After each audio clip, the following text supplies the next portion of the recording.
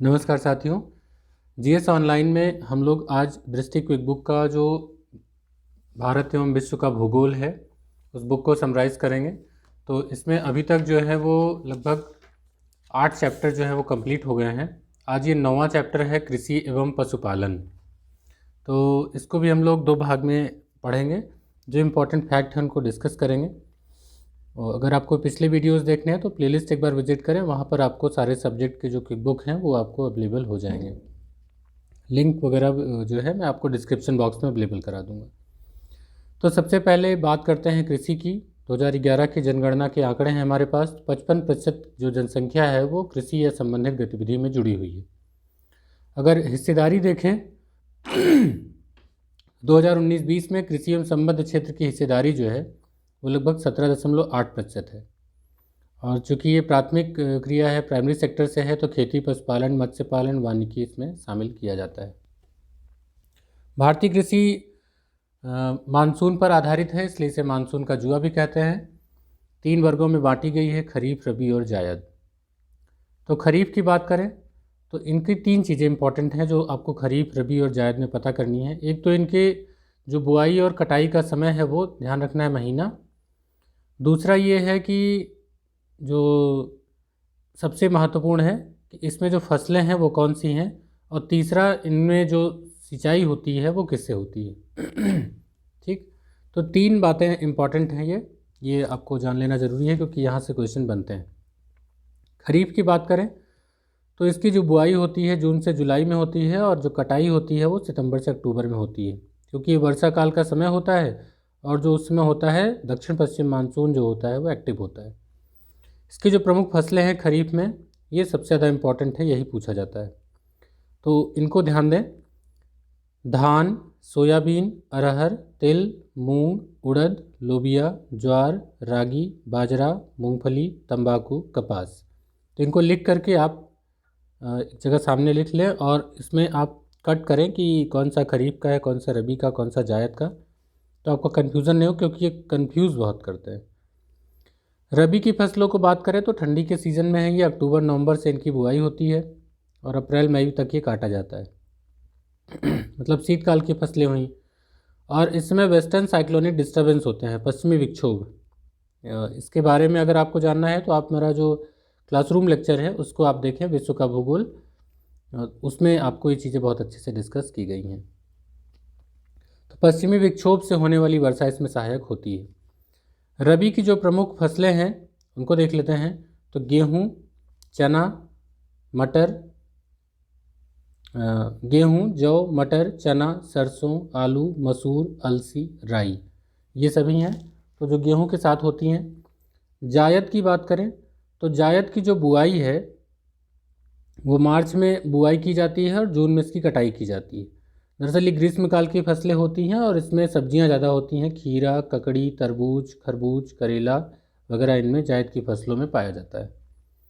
कृषि को अगर एक सिस्टम के रूप में माना जाए, एग्रीकल्चर सिस्टम में, तो 3 चीज़ें इसमें देखने को मिलती हैं। एक होता है निवेश, इन्वेस्टमेंट। तो क्या क्या निवेश किया जा सकता है कृषि में?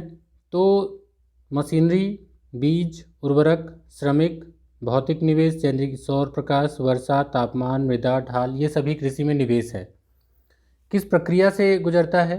तो इसमें आपकी जुताई हो सकती है, बुआई हो सकती है, छिड़काव, सिंचाई, निराई, कटाई, ये कृषि की प्रक्रिया, प्रोसेस की चीज़ें हैं। क्या हमें आउटपुट मिलता है, क्या आउटकम मिलता है, निर्गत?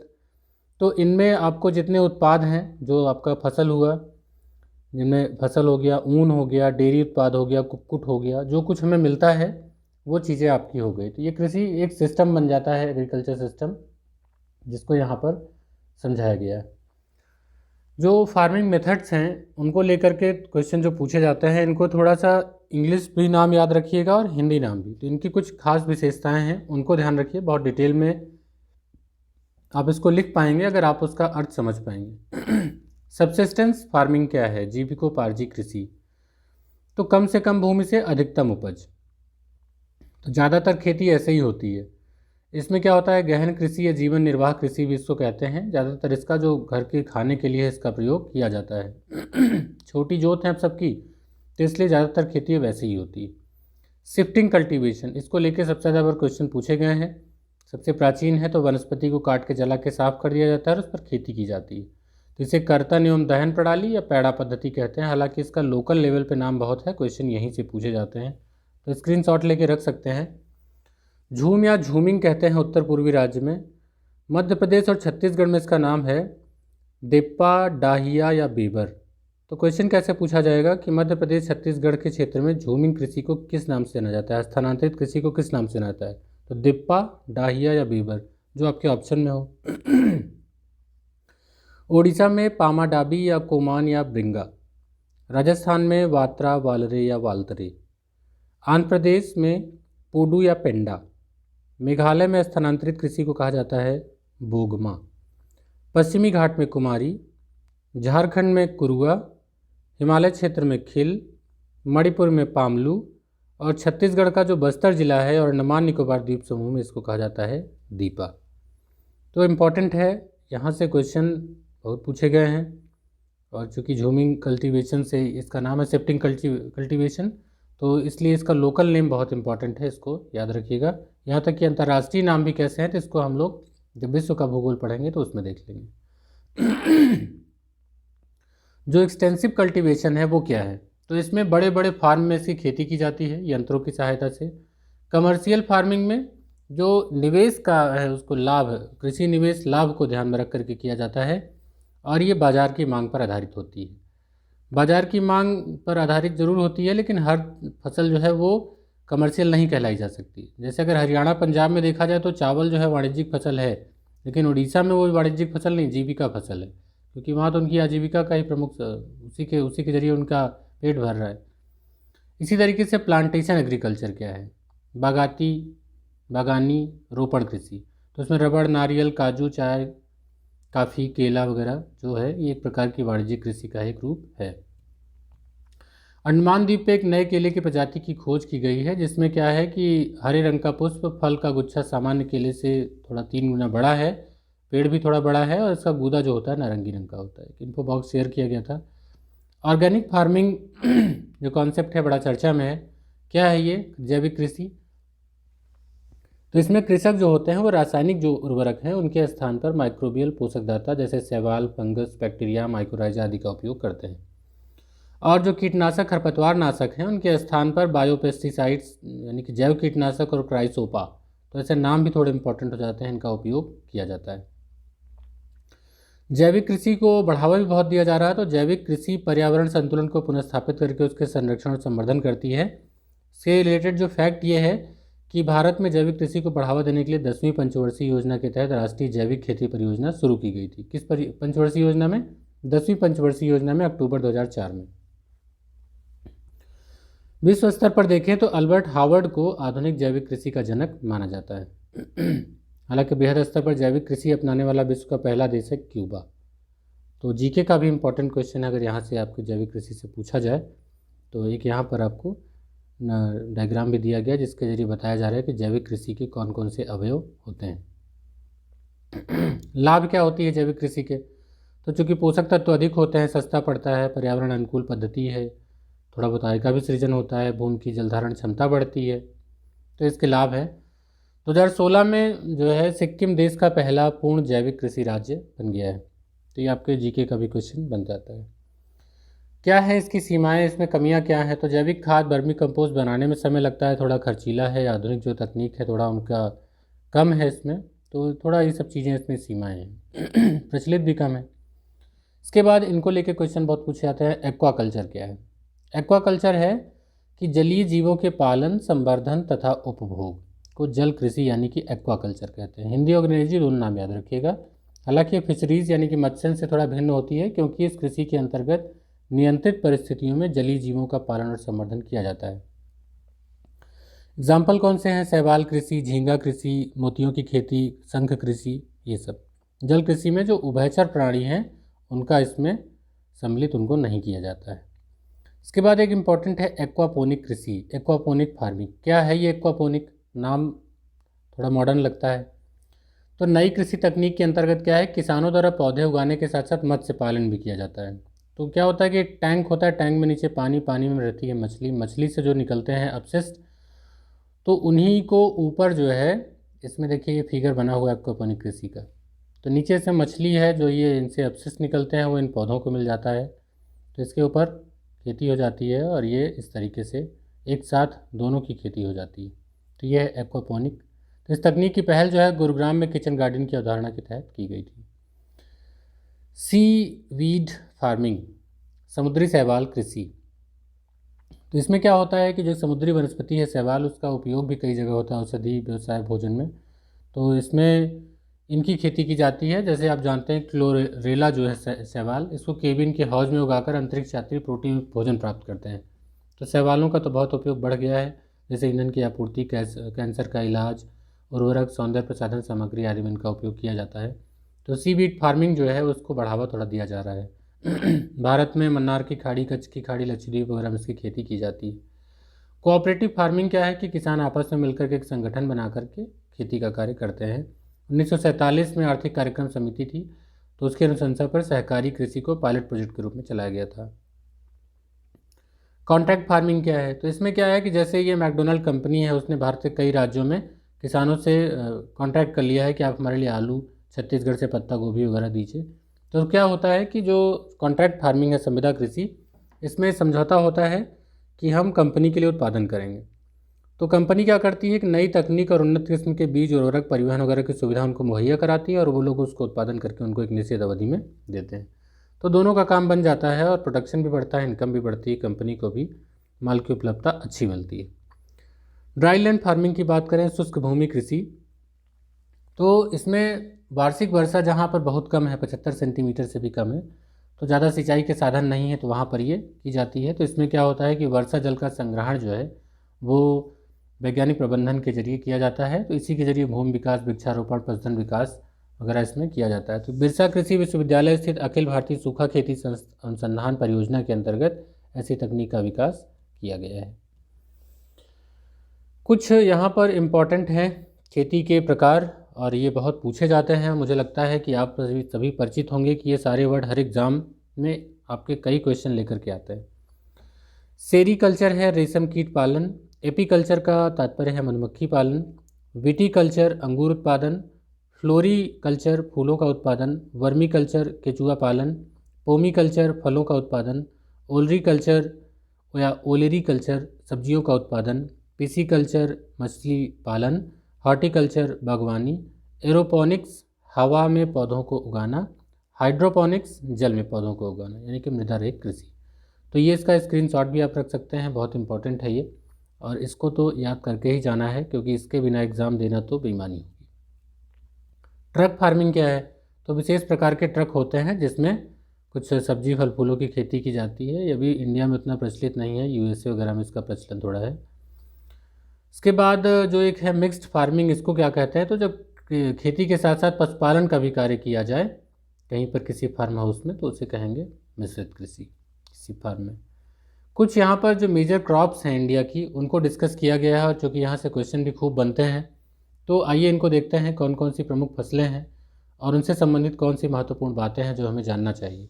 सबसे पहले डिस्कस किया गया है चावल, उसके बाद गेहूँ। तो चावल गेहूँ को देखेंगे, तो पहले चावल को देखते हैं। तो इसकी क्या विशेषताएं हैं? तो पहले तो रबी खरीफ जायद में कौन सा है, ये इंपॉर्टेंट है सारी फसलों का जानना। फिर उनका मौसम, उनकी मृदा, उनकी बारिश और उनकी विशेषताएं। ठीक है, इतनी बातें इसमें जानना जरूरी है। तो खरीफ या उष्णकटिबंधीय फसल के अंतर्गत आता है चावल। तमिलनाडु, पश्चिम बंगाल में तो 3 फसलें ली जाती हैं, ये तीनों में खरीफ, रबी, जायद तीनों में आती है। तो ये चावल 3 जगह पर, तो इसका नाम भी अलग अलग है। जैसे पश्चिम बंगाल में जो शरतकालीन चावल है उसे कहते हैं ओस, शीतकालीन जो है उसे कहते हैं अमन, और ग्रीष्मकालीन कहते हैं बोरो। ठीक, तो ये पश्चिम बंगाल में ओस, अमन, बोरो 3 फसलें इसकी ली जाती हैं। मिट्टी कैसी चाहिए? चिकनी उपजाऊ मिट्टी चाहिए। औसत तापमान कितना होना चाहिए? 25 डिग्री सेल्सियस। और जो वार्षिक वर्षा होनी चाहिए वो 100 सेंटीमीटर से अधिक होनी चाहिए, ज़्यादा बारिश होनी चाहिए। एक टर्म है गोल्डन राइस। ये गोल्डन राइस क्या है? तो इसको आनुवंशिक विज्ञान की सहायता से तैयार किया गया है, बीटा कैरोटीन युक्त है ये। इसमें क्या होता है कि विटामिन ए की कमी को दूर करने के लिए एक पीले रंग का चावल, बीटा कैरोटीन युक्त चावल बनाया गया है, इसी को कहा गया गोल्डन राइस। कुछ महत्वपूर्ण तथ्य हैं चावल से संबंधित जो अक्सर कर छोटे छोटे क्वेश्चन पूछे जाते हैं, यहाँ इन्फो बॉक्स में दिया गया है। तो एक है डपोक विधि, यह है जापान और फिलीपींस में चावल का उत्पादन इससे किया जाता है। अगर उत्पादन की बात करें तो भारत चीन के पश्चात विश्व में दूसरा स्थान रखता है। अगर धान के फसल उत्पादन में देखें तो नाइट्रोजन की आपूर्ति के लिए जो बायो फर्टिलाइज़र यूज़ किया जाता है उसमें अजोला नील हरित शैवाल का उपयोग किया जाता है। चावल निर्यातक राष्ट्रों की बात करें तो भारत विश्व में शीर्ष स्थान पर है, उसके बाद है थाईलैंड और वियतनाम। तो चावल निर्यात भारत काफ़ी करता है, फर्स्ट पोजीशन पे है, पहला निर्यातक। चावल का अगर पोषक तत्व देखें तो जो कार्बोहाइड्रेट है 76% है, प्रोटीन 6 से 7% है और वसा जो है वो 2.5% है। कृषि निदेशालय द्वारा विकसित धान की जो प्रथम बौनी प्रजाति है वो थी जया। ये आए हुए क्वेश्चन हैं इसलिए इसको यहाँ पर शेयर किया गया है। केंद्रीय धान अनुसंधान संस्थान कहाँ पर स्थित है? कटक, उड़ीसा में। इसी प्रकार अंतर्राष्ट्रीय राइस रिसर्च इंस्टीट्यूट IRRI का जो पहला दक्षिण एशिया क्षेत्रीय केंद्र है यानी कि ISARC वो कहाँ पर है? तो वाराणसी में स्थित है। ये इंपॉर्टेंट है इसकी क्योंकि स्थापना दिसंबर 2018 में ही की गई थी। जो खैरा है वो धान में लगने वाला एक रोग है और जो चावल पालिश किया होता है तो उसमें विटामिन B1 यानी कि थायमिन की कमी हो जाती है और इसकी कमी से बेरी रोग भी होता है, तो पॉलिश चावल खाने से बचना चाहिए। सबसे महत्वपूर्ण बात यह है कि अगर भारत में कुल कृषि योग्य क्षेत्रों में देखा जाए तो सबसे अधिक क्षेत्र पर चावल की ही खेती होती है। विकल्प में आपका गेहूं भी हो सकता है, वो गेहूं चावल के बाद दूसरे नंबर पर आता है।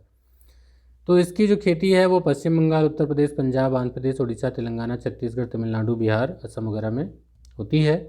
इसकी जो प्रमुख किस्में हैं वो थोड़ा इम्पोर्टेंट है चावल की। इनके नाम कन्फ्यूज़न भरे होते हैं, पूछे जाते हैं। जमुना, करुणा, जया, पद्मा, कांची, कृष्णा, कावेरी, हंसा, पूसा, सुगंध 5, माही, सुगंधा, बाला और रत्ना, ये चावल की प्रमुख किस्में हैं। एक है पोक्कली किस्म, तो ये खारे जल के प्रतिरोध के लिए जानी जाती है। ठीक है, केरल के तटीय जिलों में होती है। तो चावल के इंपॉर्टेंट फैक्ट यहाँ पर डिस्कस किए गए। गेहूं का देखते हैं तो गेहूं जो है वो रबी की फसल है। इसके लिए मिट्टी चाहिए दोमट मिट्टी, वर्षा चाहिए 50 से 75 सेंटीमीटर। इसका जो सबसे टेक्निकल पॉइंट है वो है इसका तापमान, क्योंकि इसको बोते समय 10 डिग्री सेल्सियस चाहिए, जब ये ग्रोथ करता है तो उसको 15 डिग्री सेल्सियस चाहिए और पकते समय जो इसका तापमान होना चाहिए उस समय, इसका नहीं मतलब वातावरण का, वो 20 डिग्री से लेकर के 25 डिग्री सेल्सियस की आवश्यकता पड़ती है। तो 10, 15, 25 ऐसे भी याद करें, 10, 15, 20 ऐसे भी याद कर लें तो आपको थोड़ा आसानी हो जाएगी। तो अभी डिस्कस ही किया था कि भारत में कुल कृषि योग्य भूमि के बाद धान के बाद दूसरी मुख्य फसल जो है वो गेहूँ ही है। हरित क्रांति का बड़ा प्रभाव पड़ा इसके उत्पादन पर, प्रति हेक्टेयर उत्पादकता भी बढ़ी। जो उत्तर प्रदेश, पंजाब, मध्य प्रदेश, हरियाणा, राजस्थान, बिहार, गुजरात और महाराष्ट्र हैं तो वहाँ पर। अच्छा बताइए, सबसे ज़्यादा चावल का उत्पादन जो है अग्रणी उत्पादक राज्य कौन सा है? तो पश्चिम बंगाल है, उसके बाद उत्तर प्रदेश, फिर पंजाब है। अगर गेहूं में देखें तो उत्तर प्रदेश है सबसे सर्वाधिक, उसके बाद मध्य प्रदेश, फिर पंजाब है। ठीक। हालांकि जो ये प्रथम और द्वितीय तृतीय स्थान है तो इसके लिए आप जो है वो आती है एक आर्थिकी आती है, घटना चक्र निकलता है। तो आप आर्थिकी एक बार पढ़ के तभी एग्ज़ाम दिया करें, क्योंकि बुक्स वगैरह में बहुत अपडेटेड नहीं रहता, उसमें हर साल का अपडेट आता है, तो आप वहाँ से उसको हमेशा इस तरीके के क्वेश्चन करके जाया करें। ठीक है। कल्याण, सोना, सोनालिका, राज 3077, अर्जुन, ये गेहूँ की प्रमुख किस्में हैं। गेहूँ से संबंधित भी कुछ महत्वपूर्ण तथ्य यहाँ शेयर किए गए हैं। जैसे एक आता है ट्रिटिकेल। ट्रिटिकेल क्या है? तो वैज्ञानिकों ने गेहूं और राई के मध्य एक संकर जो है प्रजाति विकसित की है जिसका नाम है ट्रिटिकेल। ये मैक्रोनी क्या है? तो मैक्रोनी भी गेहूं की एक किस्म है, इसे कहा जाता है हार्ड व्हीट यानी कि कठोर गेहूं। तो ये शुष्क प्रदेशों की असिंचित परिस्थितियों के लिए सबसे उत्तम किस्म की प्रजाति है। ये राजस्थान, गुजरात, मध्य प्रदेश वगैरह में इसका प्रयोग किया जाता है। जो इसके रोग हैं गेहूँ के वो है करनाल बंट एवं रस्ट। रस्ट भी 3 तरीके का होता है, yellow rust, brown rust, black rust. गेहूं में बौनेपन का जो जीन है वो है नोरिन 10। गेहूं से संबंधित कुछ और भी इम्पॉर्टेंट फैक्ट हैं। तो इसका अगर पोषक तत्वों की बात करें, न्यूट्रिएंट्स की, तो प्रोटीन इसमें 8 से 15%, जो फैट होता है वो 1.5% होता है और कार्बोहाइड्रेट होता है 65 से 70%। इसमें पाया जाता है ग्लूटेन नामक प्रोटीन, किसमें पाया जाता है? गेहूँ में। अगर उत्पादन की बात करें तो गेहूँ के उत्पादन में वैश्विक उत्पादन में चीन पहले नंबर पर है, भारत और रूस जो है दूसरे तीसरे नंबर पर है। ठीक है। और मैंने आपको राज्य में बता ही दिया कि उत्तर प्रदेश जो है इसमें टॉप पर है, उसके बाद मध्य प्रदेश पर पंजाब है। मोटे अनाज की बात करें तो मोटे अनाज में ज्वार, बाजरा, रागी आता है।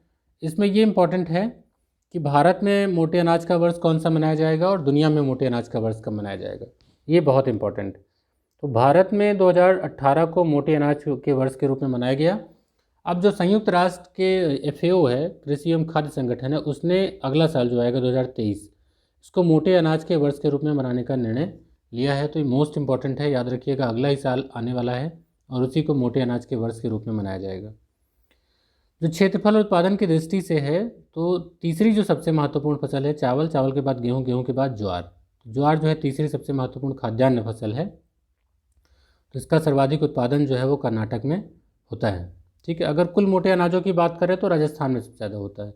हालांकि मैंने आपसे कहा ना कि ये सोर्सेज में कम ज़्यादा बहुत इस पर फोर्स नहीं करूँगा, इसको आप जो आर्थिकी आती है उससे आप याद करिएगा, यहाँ से मत याद करिएगा, वो बदलता रहता है कभी कभी। तो आपके क्वेश्चन गलत होने की, जो बदलेगा वही ज़्यादातर क्वेश्चन में आता है, तो आपके गलत हो जाएंगे। ठीक है, तो इसको आप वहाँ से देखिएगा। तो इसके बाद जो है इसमें एक नाम आता है परभानी शक्ति।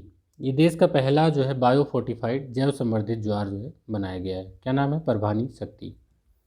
रागी की बात करें तो ये भी शुष्क क्षेत्र की फसल है और दोमट काली मिट्टी में उपजाया जाता है। इसमें कैल्शियम, आयरन जो है प्रचुर मात्रा में पाया जाता है। कर्नाटक, तमिलनाडु वगैरह में इसका उत्पादन होता है। बाजरा की बात करें तो बाजरा जो है मुख्यतः खरीफ की फसल है, बारिश में होती है। हालांकि जहाँ पर कम वर्षा होती है 40 से 50 सेंटीमीटर, वहाँ पर इसकी खेती होती है। तापमान इसका 25 से 30 डिग्री सेल्सियस होना चाहिए। और खरीफ और रबी के दोनों ऋतुओं में अगर इसकी फसल की बात करें तो दक्षिण भारत में इसकी खेती दोनों में की जाती है, खरीफ रबी में। सामान्यतः ये खरीफ की फसल है। ठीक है, मक्का की बात करें तो मक्का जो है C4 प्लांट है और ये खरीफ की फसल है। इसको समझिए कि ये खरीफ, रबी और जायद तीनों में इसका जो है उत्पादन होता है। मुख्यतः ये खरीफ की है, लेकिन खरीफ, रबी और जायद तीनों में इस फसल का उत्पादन होता है। इसके लिए जो तापमान चाहिए 21 से 27 चाहिए और 50 से 70 सेंटीमीटर वार्षिक वर्षा चाहिए। तो अमेरिकी मूल का पौधा है, इसको भारत में पुर्तगालियों द्वारा लाया गया था और ये खाद्यान्न, चारा दोनों रूप में प्रयोग किया जाता है। इसमें ग्लूकोज, एल्कोहलिक पेय, बायोडीजल बनाने में प्रयोग किया जाता है। इसकी जो प्रमुख किस्में हैं गंगा 5, डेक्कन 101 और गंगा 11, ये इसकी अनुवांशिक परिवर्तित उच्च किस्में, हाई यील्डिंग वेराइटीज़। अगर जौ की बात करें तो ये रबी की फसल है, गेहूं के साथ आपको देखने को मिलता है। इसका टेम्परेचर देखिए कम है, 10 डिग्री सेल्सियस या 18 डिग्री सेल्सियस के बीच में। वर्षा जो है 70 से 90 सेंटीमीटर वार्षिक वर्षा के बीच में, थोड़ी कम भी है तो चलेगा गेहूं से। और भारत में तो बहुत प्राचीन काल से ही, सिंधु घाटी सभ्यता से ही जौ की खेती की जाती है, उसके जो चिन्ह मिलते हैं। दलहन की बात करें तो रबी खरीफ की फसलें हैं ये। इसमें अरहर, चना, मूंग, मसूर, मटर, उड़द, खेसारी दाल। तो दलहन की अगर कुल बात की जाए तो देखिए दलहन में तो कई है, लेकिन कुल दलहन की बात करें तो इसको आप देखिएगा कि किस राज्य में सर्वाधिक है। वैसे 2020 का आंकड़ा जो कहता है तो दलहन जो है सर्वाधिक है राजस्थान में। ठीक, अब दलहन में कुछ जो फैक्ट हैं उनको जानना ज़रूरी है। तो दलहन जितनी भी हैं दालें, वो मृदा में नाइट्रोजन स्थिरीकरण करती हैं। भारत विश्व में दालों का सबसे बड़ा उत्पादक है, सबसे बड़ा उपभोक्ता है और सबसे बड़ा आयातक भी है। तो दाल से बड़ा नाता है, देखिएगा काफ़ी बड़ा बड़ा है, उत्पादक, उपभोक्ता, आयातक। जो मध्य प्रदेश है, राजस्थान और उत्तर प्रदेश, वो दलहन प्रमुख उत्पादक राज्य हैं। ठीक है, तो अगर कुल दालों की बात करें तो उत्पादन बदलता रहता है, इसलिए मैं उस पर ज़्यादा चर्चा नहीं करूँगा। अरहर का जो जन्म स्थान है वो अफ्रीका को माना जाता है। तिलहन की बात करें तो तिलहन जो है इसमें मूंगफली सर्वप्रमुख है। मूंगफली की कृषि के लिए लगभग 30 से 60 सेंटीमीटर वर्षा, 15 से 25 डिग्री सेल्सियस तापमान की आवश्यकता होती है। तापमान जो है ना, आप याद रखिएगा, चावल में, गेहूं में, चाय में, इनमें थोड़ा ज़्यादा पूछा जाता है। ठीक है, तापमान का, चावल, गेहूं और चाय। बाकी जो इंपॉर्टेंट फैक्ट है पूछने को कहीं भी से भी पूछा जा सकता है, लेकिन यहाँ से चांसेस ज़्यादा है। पेगिंग जो है वो मूंगफली की फसल हेतु लाभकारी प्रक्रिया है और कौशल जो है इसकी उन्नत प्रजाति है। तो पेगिंग और कौशल मूंगफली से आपके संबंध रखते हैं। भारत विश्व में सबसे बड़ा तिलहन उत्पादक देश है। तो कुल तिलहन की बात करें तो राजस्थान में सर्वाधिक है 2020 के आंकड़ों के अनुसार। उत्पादन में मध्य प्रदेश, राजस्थान, महाराष्ट्र वगैरह ये अग्रणी राज्य हैं। चाय की बात करें तो ये चीनी मूल का पौधा है और इसका रोपण जो है अंग्रेजों ने आरंभ किया। चाय को लेकर तो काफ़ी हम लोग हिस्ट्री में पढ़ ही चुके हैं। इसका जो तापमान है ये इंपॉर्टेंट है, 24 डिग्री सेल्सियस से 30 डिग्री सेल्सियस के बीच में, और जो वर्षा होनी चाहिए 150 से 250 सेंटीमीटर वार्षिक वर्षा। यहाँ ध्यान देने वाली बात यह है कि उष्ण उपोष्ण कटिबंधीय जलवायु हो, ह्यूमस और जीवांश युक्त लैटराइट मिट्टी हो, और सुगम जल निकासी और ढलवा क्षेत्र हो या पहाड़ी के ढालों पर। तो इस प्रकार ये थोड़ी दुर्लभ जगह है, इसलिए कम जगहों पर ये चाय भी होती है। तो और मौसम भी वर्ष भर जो है वो उष्ण यानी कि गर्म और आर्द्र और नमी वाला होना चाहिए और पाला रहित होना चाहिए। तो इतने सारे कंडीशंस हैं तब चाय होती है। तो भारत में 2 किस्में उपजाई जाती हैं, एक है बोहिया, एक है असामिका। तो बोहिया जो है चीनी पर जाती है और असामिका जो है असमी पर जाती है। इसलिए असम, पश्चिम बंगाल, तमिलनाडु, नीलगिरी की पहाड़ी में इसका उत्पादन होता है। हालांकि इसमें श्रम काफ़ी लगता है, इसलिए सस्ता श्रम जरूरी है। भारतीय चाय बोर्ड कोलकाता में स्थित है। कपास की बात करें तो ये भारत का देशज पौधा है, ऋग्वेद में इसका उल्लेख मिलता है, और भारत विश्व का ऐसा पहला देश है जहाँ कपास की संकर किस्म विकसित की गई है। काली मिट्टी में कपास होता है, इसको कहा जाता है वाइट गोल्ड। कपास को सफ़ेद सोना यानी कि वाइट गोल्ड भी कहा जाता है। तो इस फसल को उगाने हैं तो जो उच्च तापमान, हल्की वर्षा, सिंचाई या खिली धूप की आवश्यकता होती है। विश्व में कपास का सर्वाधिक उत्पादन भारत में होता है। गन्ना की बात करें तो गन्ना जो है इसका भी थोड़ा सा इम्पॉर्टेंट है, इसको याद रखिएगा, इसका टेम्परेचर और वर्षा। और ये पूरे चूँकि वर्ष भर की फसल है, गन्ना जो है पूरे वर्ष की फसल होती है, क्योंकि इसकी बुआई जनवरी से अप्रैल तक, कटाई और पेराई जो अक्टूबर से अप्रैल तक होती है। और इसकी जो कृषि होती है उसके लिए पाला बहुत हानिकारक होता है। तो ये एक उपोष्ण और उष्ण कटिबंधीय फसल है, और 21 से 27 डिग्री सेल्सियस इसका तापमान इसको चाहिए, और 75 से 150 सेंटीमीटर वार्षिक वर्षा की आवश्यकता पड़ती है। ये एक नकदी फसल है, दोमट काली मिट्टी में होता है, सर्वाधिक सिंचित फसल है। तो अब इसकी एक खास बात यह है कि थोड़ा दक्षिण की तरफ ये शिफ्ट हो रहा है, और इसके लिए कई और कारण भी हो सकते हैं, क्योंकि समकारी आर्द्रता युक्त जलवायु, लंबी पेराई का मौसम वगैरह, सहकारिता की प्रवृत्ति जो है वो दक्षिण में अधिक है। और जो गन्ने का प्रजनन का कार्य है तो उससे संबंधित जो केंद्र है वो कोयम्बटूर, तमिलनाडु में। 1912 में गन्ना प्रजनन संस्थान की स्थापना की गई थी। कहवा की बात करें यानी कि कॉफ़ी की, तो कॉफ़ी जो है वो इसके लिए उष्ण आर्द्र जलवायु चाहिए, 16 डिग्री सेल्सियस से 28 डिग्री सेल्सियस तापमान। इसका भी टेम्परेचर और जो वर्षा है उसको याद रखिएगा, वो 150 से 250 सेंटीमीटर जो है वार्षिक वर्षा चाहिए। इसमें भुरभुरी यानी कि दोमट या लावा निर्मित जो मिट्टी है, ढलान युक्त भूमि, उसकी आवश्यकता पड़ती है। जो कॉफ़ी का प्रवर्धन होता है कहवा के बीजों द्वारा होता है, और इसका जो शुरुआत हुआ इसके उत्पादन का तो वो था बाबा बुदन की पहाड़ियों में। और वर्तमान में अगर देखा जाए तो नीलगिरी पहाड़ियों के समीप कर्नाटक, केरल, तमिलनाडु में इसका उत्पादन किया जाता है। कहवा जो है वो विश्व का लगभग 3% यानी कि 3.14% जो है कहवा का उत्पादन भारत में होता है। 2 किस्में यहाँ भी हैं, जो अरेबिका और रोबस्टा हैं, किसकी हैं, कहवा की प्रजाति हैं। तो रोबस्टा जो है वो भारत में ज़्यादा उत्पादित की जाती है। कॉफ़ी बोर्ड जो है वो भारत के बेंगलुरु में स्थित है। अगर उत्पादन में देखें तो भारत जो है विश्व में कॉफ़ी का 6ठा सबसे बड़ा उत्पादक है और 5वां सबसे बड़ा निर्यातक भी है। जूट की बात करें तो चूँकि अखाद्य खरीफ फसल है, इसके लिए उष्ण एवं उच्च आर्द्र जलवायु चाहिए, नवीन दोमट मिट्टी चाहिए, उच्च तापमान। तो ये आपको मिल सकता है पश्चिम बंगाल में, तो वहीं पर ये अधिक पाया जाता है, 25 डिग्री से 30 डिग्री तापमान, और 160 से 200 सेंटीमीटर वार्षिक वर्षा। तो बिल्कुल अनुकूल है वहाँ का। और जूट को भारत का स्वर्णिम तंतु यानी कि गोल्डन फाइबर ऑफ इंडिया कहते हैं, ये कई बार पूछा गया है। अब जो प्रमुख फसलों में लगने वाले रोग हैं ये इम्पॉर्टेंट हैं, इनको थोड़ा सा ध्यान रखने वाली बात है, क्योंकि यहाँ से भी आपके क्वेश्चन बनते हैं और काफ़ी इम्पॉर्टेंट भी है। तो जो गेहूं है इसमें है अनावृत कंडुआ और सेहू, गिरुई या रतुआ, ये गेहूं की फसल के रोग हैं। धान का प्रमुख रोग है खैरा, जस्ते की कमी से होता है, पत्तियों पर भूरा धब्बा लगना, शीत झुलसा। मक्का का रोग है तुलसीता रोग और पत्तियों पर झुलसा रोग होता है। मूंगफली का होता है टिक्का रोग या ड्राई रूट रोग। सोयाबीन में आता है येलो मोज़ैक वायरस, ये ऐसे नाम से आएगा इंग्लिश वाला। बाजरा में आएगा अर्गट या ग्रीन ईयर यानी कि हरित बाली या स्मट कंडुआ। तो दोनों याद रखिएगा, हिंदी इंग्लिश दोनों, स्मट या कंडुआ, ग्रीन ईयर या हरित बाली, अर्गट बाजरा का। ये क्वेश्चन पूछे गए हैं। गन्ना का कई बार पूछा गया रेड रॉट, और ज्वार का कंडुआ या स्मट। तो ये आपके हो गए विभिन्न फसलों पर लगने वाले रोग, इसको साइंस में और डिटेल में भी पढ़ेंगे। जो प्रमुख मसाले हैं उनको देख लेते हैं। तो इलायची जो है इनका प्रमुख देखेंगे कहाँ पे उत्पादन होता है। इंडोनेशिया, ग्वाटेमाला के पश्चात भारत तीसरे स्थान पर है।